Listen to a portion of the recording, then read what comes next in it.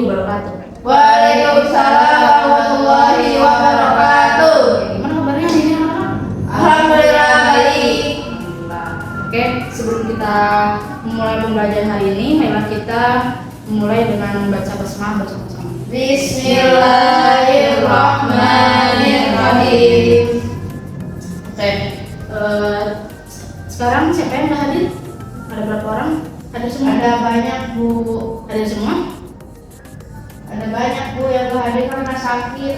Oh, semoga disehatkan ya teman-teman kita yang sedang sakit. Amin. Oke, sebelumnya sebelum masuk ke materi sekarang, ada yang masih ingat materi kita yang lalu apa?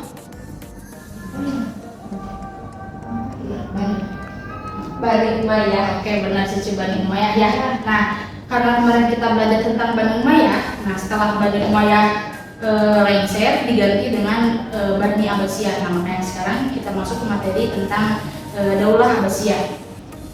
Oke, sejarah Daulah Abbasiyah. Nah, untuk tujuannya di sini Ibu akan mengajar dan apa namanya? Menyampaikan. Udah ya. Cerita seru banget. Udah deh. Oke, di sini Ibu akan menyampaikan tujuan pelajarannya, yaitu yang pertama, siswa mengetahui sejarah Daulah Abbasiyah. Yang kedua, siswa mengetahui pendiri Daulah Abbasiyah. Ketiga, siswa mengetahui tentang Baitul Hikmah. Nah, kemudian kita lanjut. Apa sih itu Daulah Abbasiyah? Nah, daulah adalah keturunan raja-raja yang memerintah yang semuanya berasal dari satu keluarga. Itu daulah. Nah, kalau Daulah Abbasiyah itu adalah keturunan keluarga Abbas yang menjadi raja dan memegang pemerintahan secara turun-temurun. Daulah Abbasiyah sendiri didirikan oleh cicit Abbas bin Abdul Muthalib yang bernama Abu al-Abbas as-Sofah. Nah, jadi didirikannya sama siapa? Daulah Abbasiyah Harun Ar-Rasyid. oleh Abu Abbas as-Sofah. Tapi kamu nggak apa-apa, itu benar. Harun Ar-Rasyid juga salah satu pendiri, bukan salah satu pendiri ya, penguasa Bani Abbasiyah ya. Iya, tidak apa-apa. Tapi pendirinya adalah Abu Abbas as-Sofah. Nah, di sini kita bisa lihat di sini ya. Di sini ada silsilah Bani Abbas dan para penguasa Daulah Abbasiyah ya. Di sini yang pertama ada Abu Abbas as-Sofah pendirinya, kemudian ada Al-Mansur, Al-Mahdi, Al-Hadi, dan tadi Harun Ar-Rasyid, kemudian Al-Amin, Al-Makmun, dan Al-Mu'tasim. Nah, untuk masa pemerintahannya Abu Abbas as-Sofah itu pada tahun 132 sampai 136 Hijriah. Kemudian setelah wafat digantikan oleh saudaranya yaitu Abu Ja'far Al-Mansur pada tahun 136 sampai 158 Hijriah. Kemudian setelah wafat digantikan oleh Muhammad Al-Mahdi yaitu anaknya pada tahun 158 hingga 169 Hijriah. Setelah meninggal kemudian dilanjutkan oleh anaknya lagi yaitu Muhammad Al-Hadi pada tahun 169 sampai 170 Hijriah. Kemudian setelah wafat digantikan lagi oleh saudaranya yaitu Harun Ar-Rasyid pada tahun 170 sampai 193 Hijriah. Kemudian setelah wafat digantikan lagi oleh anaknya yaitu Abdullah Al-Amin pada tahun 193 sampai 196 Hijriah.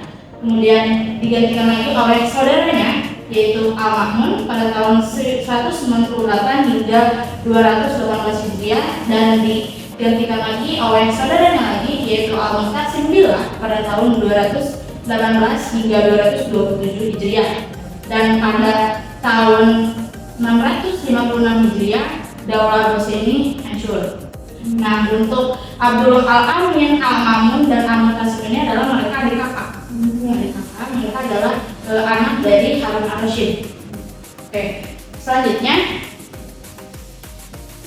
nah kita sudah tahu bahwa kalau namanya pemerintahan pasti ada pusat pemerintahannya, ada satu kantor ya. Nah, kantornya atau pusat pemerintahannya Daulah Abbasiyah itu berada di kota Baghdad. Dan nah, kota Baghdad ini dulu waktu pertamanya itu hanya sebuah kampung kecil saja. Nah, setelah didirikan oleh Abu Abbas as-Sofah, itu mulai membangun menjadi bangunan yang sangat indah. Di sini ada ilustrasi bangunan kota Baghdad pada zaman itu. Nah, keindahan kota Baghdad sendiri itu ada macam-macam. Yang pertama ada bangunan yang megah, yang kedua ada pusat ilmu pengetahuannya, kemudian ada peradaban yang maju, letaknya yang geografis, kemudian tanah yang subur, dan juga dijuluki dengan kota subuh malam. Nah, itu adalah pusat pemerintahan dari Dola Persia. Nah, kemudian bukan hanya itu saja dalam kota Baghdad, tapi di zamannya Harun al-Rashid tadi itu adalah masa di mana masa-masa keemasannya itu pada zaman pemerintahan Harun al-Rashid. Nah, di sini Harun al-Rashid itu mempunyai satu bangunan perpustakaan yang awalnya itu adalah perpustakaan pribadinya Harun al-Rashid, tapi ketika Harun al-Rashid ini meninggal dan kemudian dilanjut oleh anaknya, makanya anaknya itu membuat perpustakaan ayahnya ini itu menjadi perpustakaan umum, dan sekarang itu menjadi lembaga pendidikan tinggi Islam pertama yang paling besar di dunia. Ya, itu. Kemudian juga itu tidak hanya dipakai untuk lembaga pendidikan Islam saja, tidak, tapi untuk semua agama mereka belajar di situ.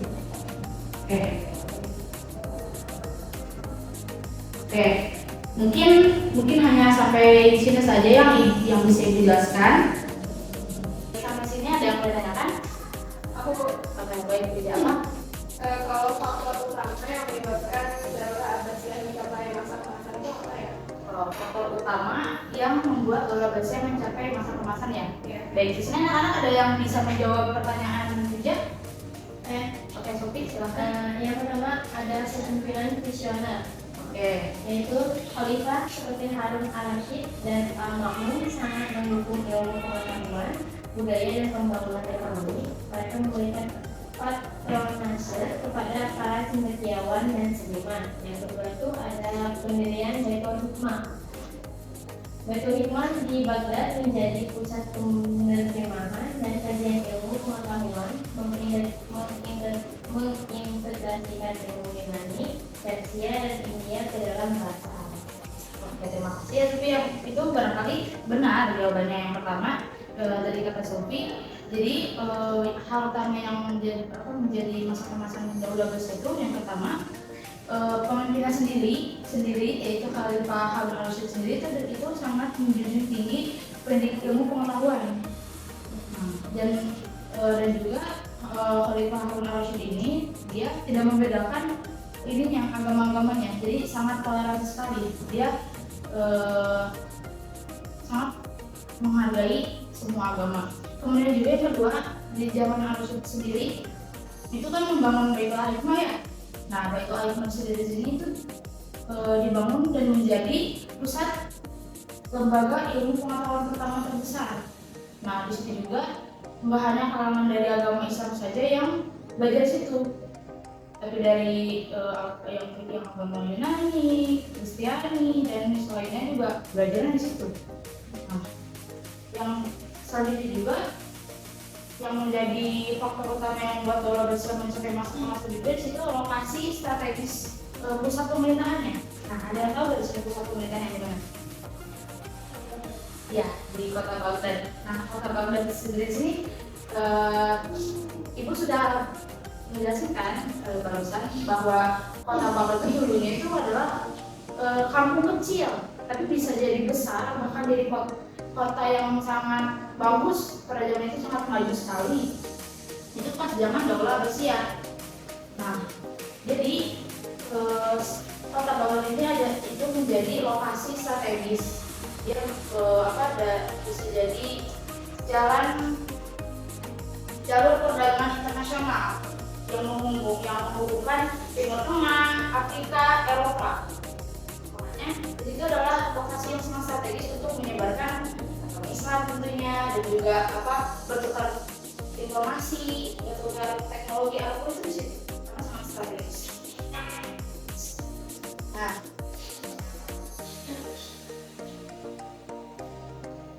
dan kemudian juga yang Daulah Abbasiyah itu ini karena sangat disiplin, sangat maju.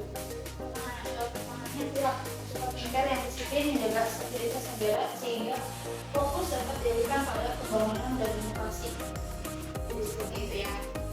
Oke, barangkali ada yang mau ditanyakan lagi? Tidak ada, baik. Karena tidak ada yang bertanya lagi di sini, Ibu punya lembar kerja yang akan kalian isi pengolahan. Nah, di sini ada gambar grafis ya. Nah, di sini ini adalah negara yang dikuasai pada zaman Daulah Abbasiyah. Nah, nanti kalian tinggal isi kota-kota yang pentingnya saja di sini. Nah, kemudian di sini ada bagannya di sini kalian cukup mengisi masa kepemimpinannya saja.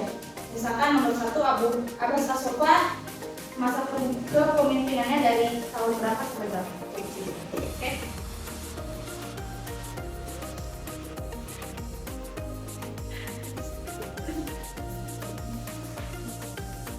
Baik, silakan anak-anak diisi ya. Anak-anak silakan diisi ya. Jadi, jika ada yang bingung atau kurang mengerti boleh ditanyakan. Ya.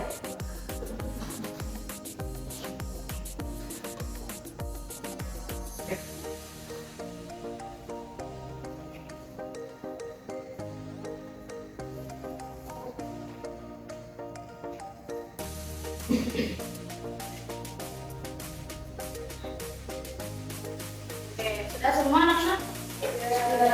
Sudah, oke ya. Coba pengen dari Ibu coba kamu sebutin jawaban kamu di yang nomor 1. Nomor 1 Abu Abbas As-Safa. Ya.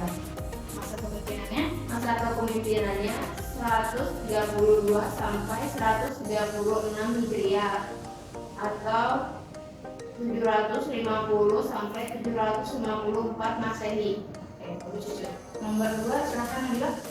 Yang kedua itu adalah Abu Ja'far Al-Mansur.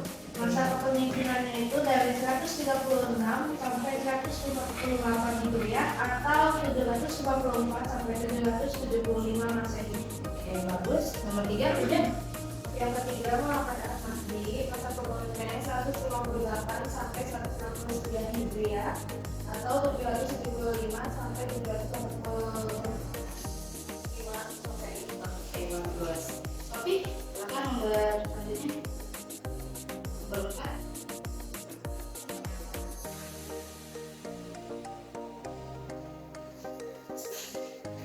Muhammad Al-Hadi dari 159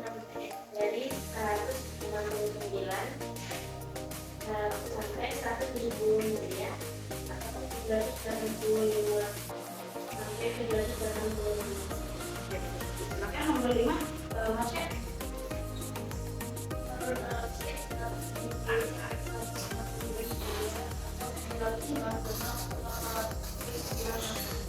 Oke, semuanya sudah berlangsung ya, berarti sudah ngerti.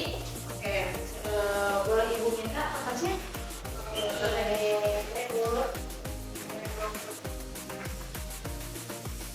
Baik, sampai sini ada yang bertanyakan? Tidak.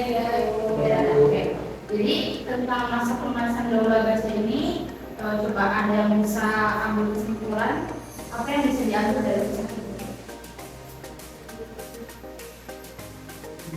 Literasi. Bagus.